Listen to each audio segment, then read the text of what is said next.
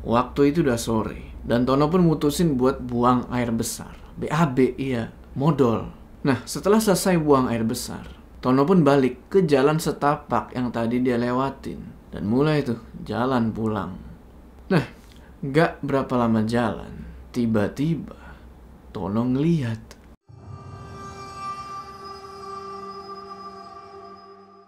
Assalamualaikum teman-teman, selamat ngerayain Hari Kemerdekaan Indonesia ya, yang ke-76. Semoga Indonesia negeri kita tercinta ini kedepannya semakin baik, masyarakatnya semakin baik, ekonominya segala macam. Yang penting nih, yang penting PPKM kelar. Dan semoga kalian semua yang menonton video ini diberikan kesehatan, dilancarkan rezekinya, dan selalu dimudahkan urusan-urusannya, dan selalu diberikan perlindungan dari wabah yang lagi ngiter-ngiterin kita ini. Ngiter-ngiterin, laler emang. Kembali lagi di pendakian horormu. Tapi tadi ini gue bingung nih. Jadi emang di cerita ini ada unsur pendakiannya, tapi nggak terlalu pendakian banget sih. Gue bingung nih, masukinnya ke pendakian atau house horror. Udah, pendakian horormu, dimana di segmen ini gue akan menceritakan kisah-kisah horor kalian yang mungkin aja bakalan bikin gue batal naik gunung. Dan pada kali ini ada cerita dari seseorang yang kita sebut aja namanya itu April, dari Nusa Tenggara Barat. Tapi yang mau diceritain ini bukan pengalaman si Aprilnya, tapi pengalaman bapaknya. Kita sebut aja nama bapaknya April ini Tono. Jadi ada hal yang mengharuskan Tono mendaki ke atas Gunung Tambora. Dan di gunung itu dia ketemu sama seseorang. Jadi pengalaman bapaknya ini mendaki ke Gunung Tambora masih ada hubungannya sama April sampai sekarang. Udah, biar gak bingung, tonton video ini terus. Udah, gak usah lama-lama lagi. Udah siap ya? Mode horor aktif.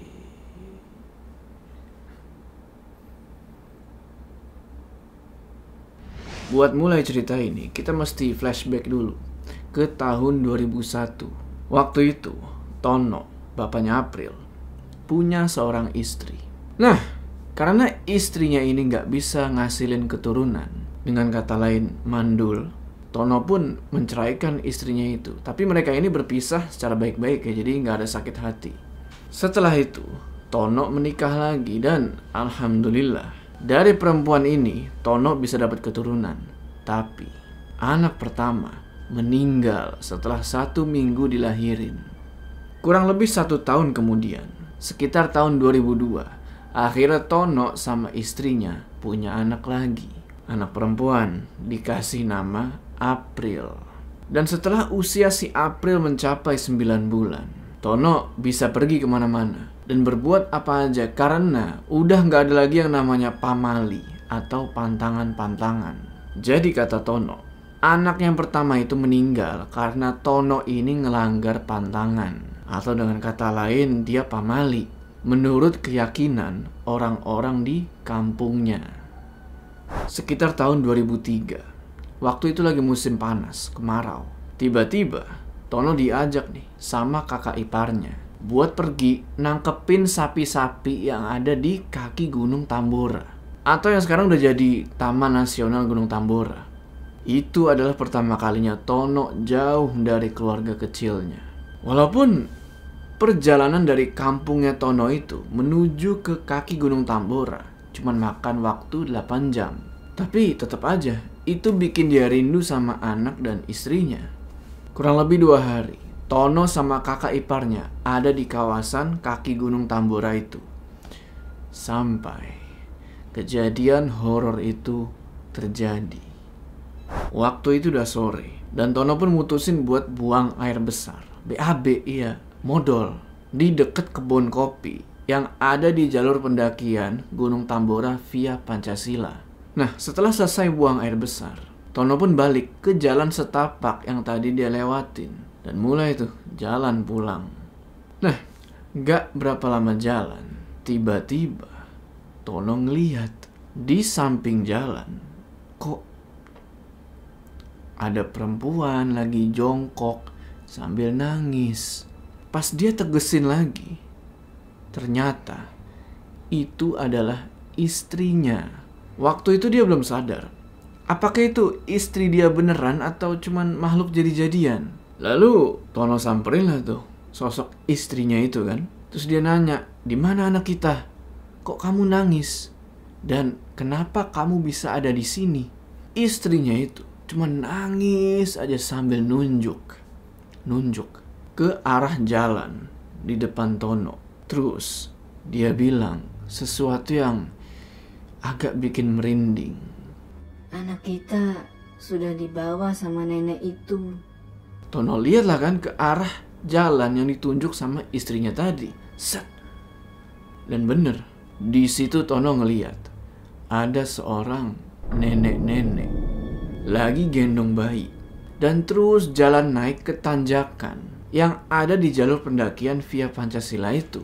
Setelah itu, Tono sama istrinya pun mutusin buat ngejar nenek itu. Dan yang anehnya adalah semakin Tono kejar nenek itu makin gak kekejar. Tono terus merhatiin kalau istrinya ini ikut jalan di samping dia. Sekarang udah gak nangis lagi, tapi dia cuma diem aja. Terus Tono kejar nenek itu sampai gak terasa hari udah gelap alias udah masuk malam. Pas Tono lihat lagi ke sampingnya, dah, istrinya yang tadi jalan udah gak ada. Nggak tahu hilang kemana. Agak bingung Tono di situ. Tapi dia mutusin buat terus ngejar nenek-nenek itu. Waktu itu, ya yang namanya mendaki dadakan ya. Nggak ada penerangan sama sekali. Nggak ada senter, nggak ada apa. Cahaya, cuman dari cahaya bulan. Tono waktu itu nggak kepikiran kemana istrinya tadi pergi. Karena dia khawatir banget sama anaknya yang lagi dibawa sama si nenek itu. Nggak terasa, malam semakin larut. Dan Tono pun masih ngikutin jalur pendakian itu sambil nangis-nangis. Sembari teriak-teriak manggil nenek-nenek itu. "Nek, kembaliin anak saya. Saya tidak bisa kehilangan anak saya buat yang kedua kalinya. Tolong kembalikan."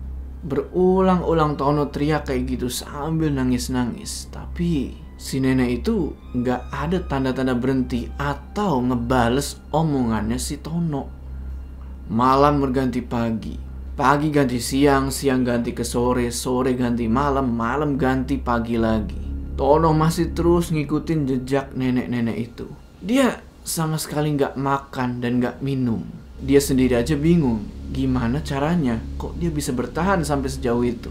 Dan gak tahu kenapa pendakian itu kayaknya jauh banget, kayak nggak berujung gitu, kayak nggak tahu di mana puncaknya, nggak nyampe-nyampe. Di kaki gunung, kakak iparnya Tono dan beberapa anggota pencari yang lain udah nyari Tono di seluruh kawasan kaki gunung dan masih belum nemuin dia. Setelah itu, mereka pun mutusin buat nyari Tono di kampungnya.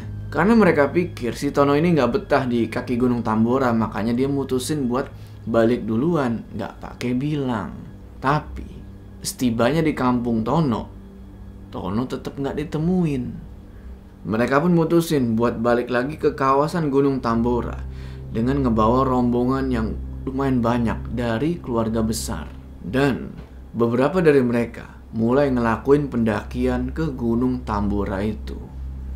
Kita balik lagi ke Tono. Setelah berhari-hari gak pakai makan dan minum, tidur juga mungkin seadanya, dia terus mendaki gunung itu sampai akhirnya pendakian yang serasa gak berujung itu nemuin titik akhirnya, yaitu puncak. Tono pada akhirnya sampai juga di puncak Tambora. Dan ternyata si nenek-nenek itu udah ada di sana, masih sambil nggendong bayinya Tono dan nyanyiin lagu-lagu yang Tono gak paham apa itu arti lagunya ke anaknya itu. Sosok itu berdiri tepat di bibir kaldera. Kaldera itu kayak bibir kawah itu, yang artinya kalau selangkah lagi nenek itu geser, udah pasti masuk ke dalam kawah Tambora. Tono udah bener-bener lemah di situ. Dia udah gak punya tenaga lagi. Ditambah sama pikiran dia yang udah campur aduk. Anaknya lagi ada di bibir jurang. Istrinya hilang gak tahu kemana. Tono pun mohon-mohon ke nenek itu sambil nangis-nangis. "Tolong kasihani saya, lepasin anak saya, jangan ambil anak saya." Si nenek itu cuman ketawa dan dia bilang, "Jika kau ingin anakmu selamat, kemarilah, ambil dia." Di situ Tono cuman diem aja tuh, diem di tempat. Dia bingung harus ngapain. Gak lama kemudian nenek itu bilang lagi, "Akan aku lepaskan anakmu. Tapi ingat, dia ini milikku. Kalau nanti dia mau datang menemui aku, biarkanlah. Kalau kau larang, akan kurampas paksa anakmu." Setelah itu si nenek tersebut ngelempar anak yang lagi digendongnya itu ke arah Tono. Tapi belum sempet Tono nangkep anaknya itu, dia tiba-tiba jatuh ke tanah dan gak sadarin diri, alias pingsan. Pada akhirnya Tono berhasil ditemuin sama kakak iparnya dan anggota keluarganya yang lain dalam keadaan masih belum sadarin diri. Tono lalu dibawa ke rumah salah satu warga yang ada di kawasan kaki Gunung Tambora. Ada kali kurang lebih 5 jam kemudian baru si Tono ini sadar. Pas sadar itu, dia langsung nangis-nangis sambil teriak-teriak manggil-manggil istri sama anaknya. Karena ngelihat Tono yang histeris kayak gitu, kakak ipar sama anggota keluarga yang lain pun langsung ngebawa dia pulang ke kampung. Mereka waktu itu gak berani banyak nanya ke Tono. Secara dia itu baru sadar dan badannya itu biru-biru semua kayak lebam gitu lah. Singkat cerita, pulanglah mereka ke kampung. Dan sesampainya di sana, yang pertama Tono cari adalah anaknya. Dan alhamdulillah ternyata anaknya masih ada. Dan di situ dia baru sadar kalau yang dia temuin kemarin sewaktu mendaki ke Gunung Tambora itu cuman tipuan iblis. Anaknya nggak bener-bener dibawa. Tapi apakah benar begitu? 2 hari setelah Tono tiba di kampung, kakak iparnya sama anggota keluarga yang lain pun ngeberaniin diri buat nanya ke Tono apa yang udah terjadi kemarin. Dan Tono pun ceritalah tuh semuanya, apa yang udah dia alami di gunung itu berhari-hari. Mereka yang ngedenger ceritanya Tono itu shock, kaget, udah pasti. Lalu mereka pun nyaranin Tono buat ngelakuin sebuah acara kayak doa selamatan gitu buat keluarganya, dan Tono pun ngelakuin itu. Namun ketika si April menginjak umur 1 tahun lewat 6 bulan, tahu apa yang terjadi? April kecil ngalamin sakit parah yang susah banget buat disembuhin. Dan sakitnya itu gak jelas sakit apa. Kalau malam dia nangis-nangis kayak orang yang ketakutan. Tono sama istrinya bingung ngeliat keadaan anaknya itu. Selain suka nangis-nangis kayak gitu, April juga kena demam yang berkepanjangan. Sampai ada kali 3 minggu demam. Kakak iparnya Tono pun ngingetin tentang kejadian di Gunung Tambora itu. Mungkin anaknya Tono ini sakit ada hubungannya sama itu. Akhirnya dengan dibantu sama anggota keluarga yang lain, Tono naik lagi ke puncak gunung itu sambil banyak bawa makanan dan daun pandan. Setibanya di puncak, Tono pun taruh itu makanan sama daun pandan di tempat dimana dia terakhir kali ngelihat sosok nenek itu. Beberapa hari setelah pendakian itu, keadaan anaknya Tono pun semakin membaik. Dan itu bertahan lama sampai anaknya ini umur 18 tahun. Dia gak pernah punya sakit yang berarti. Namun, suatu hari di tahun 2020, si April yang udah beranjak remaja bilang ke ayahnya, "Pak, tahun baru nanti aku ada janjian sama teman-teman mau muncak. Boleh kan, Pak?" "Mau muncak kemana emangnya, nak?" "Itu loh, Pak. Tahun baru nanti saya mau muncak sama teman-teman ke Gunung Tambora." Dek. Begitu ucapan mau ke Gunung Tambora itu keluar dari mulutnya April, seketika Tono langsung keinget lagi sama kejadian yang udah bertahun-tahun lamanya itu. Tono masih ingat betul sama kata-katanya si nenek itu. "Akan aku aku lepaskan anakmu. Tapi ingat, dia ini milikku. Kalau nanti dia mau datang menemui aku, biarkanlah. Kalau kau larang, akan kurampas paksa anakmu. Di sekitar akhir tahun 2020, barulah Tono berani cerita ke anaknya itu. Setelah diceritain gitu, anaknya nggak bisa nerima. Dia nganggap kalau apa yang dialami sama bapaknya itu, ya udah lama banget gitu loh. Dan April tetap kekeh pengen mendaki ke Gunung Tambora itu. Nah, menurut kalian gimana? Apakah nggak apa-apa kalau April ini tetap pergi? Atau dia harus ngurungin niatnya? Karena menurut dia ya itu tadi kan kejadiannya itu udah lama banget.